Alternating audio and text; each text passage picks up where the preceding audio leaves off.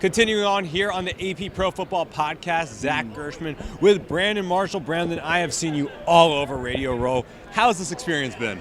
How has the experience been? I'll be honest with you. As a football player, it's work, right? It's the same thing for you. You know, whether you're in front of the camera or behind the camera or you're interviewing somebody or being interviewed, it's work, right? Like, people have to understand there's going to be 100 and something million eyeballs on our game. And Radio Row leads up to the biggest game. You have some of the biggest names in football and music and business literally walking around, right?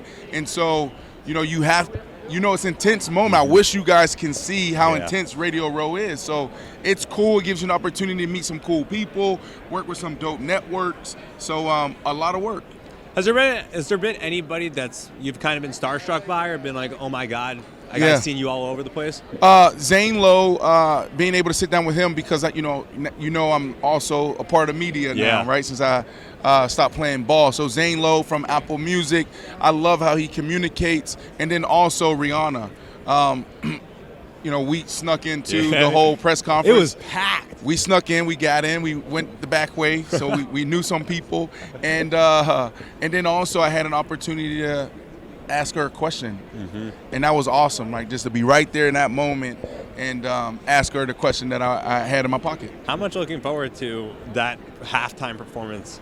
Yeah, that's a big deal for a lot of us, right? Like, you want the commercial, the game is the game, but everything surrounding it is also amazing as well. Like, some people show up just for the commercials, some people show up for halftime. For me, I'm here for it all, right? I want to watch a great game. Hopefully it's super competitive, but I think the Eagles are going to win by 10. All right, don't tell nobody I said that. The commercials are awesome, and then halftime is legendary.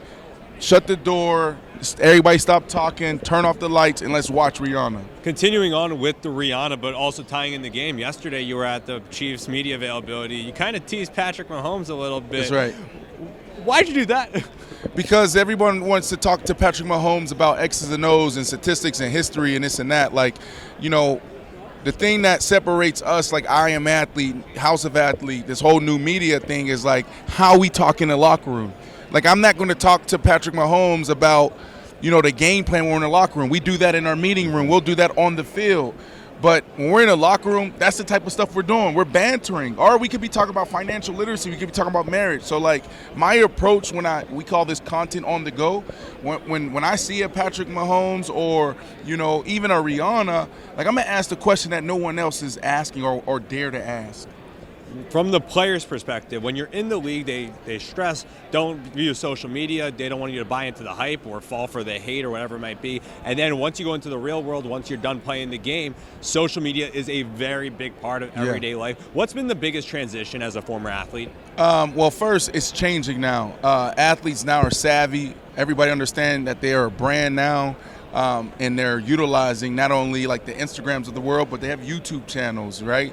TikTok is a thing. Look at Juju. Juju probably made more money off of TikTok and his social than he did as a football player. So we're savvier there. The hardest part of my transition was putting my own routine in place, right? Since I was 6 years old, someone always had itinerary in front of me, agenda. Hey, this is when you wake up to when I go to sleep, what we're doing in between.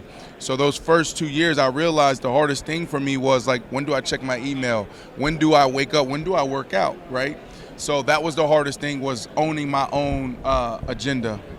So now I want to talk, you mentioned I Am Athlete, and something that I've known you as a player, but to really know you, I look at the barbershop conversations. Why is it so important to have those type of conversations and open up that door for the viewers back at home? Because as you said, you're not going to be talking about the schemes. You're going to be talking about stuff that you would not think NFL players were talking about. I love our squad, and that's what we call our audience, is our squad. But we're not doing it for viewership. We're doing it for us, right? So it's not barbershop talk, that is the tone of it. It's locker room, right? So I feel like we need that in this space where you have those traditional networks covering us the way they cover us, but then there's an opportunity for us to cover us the way we naturally are, right?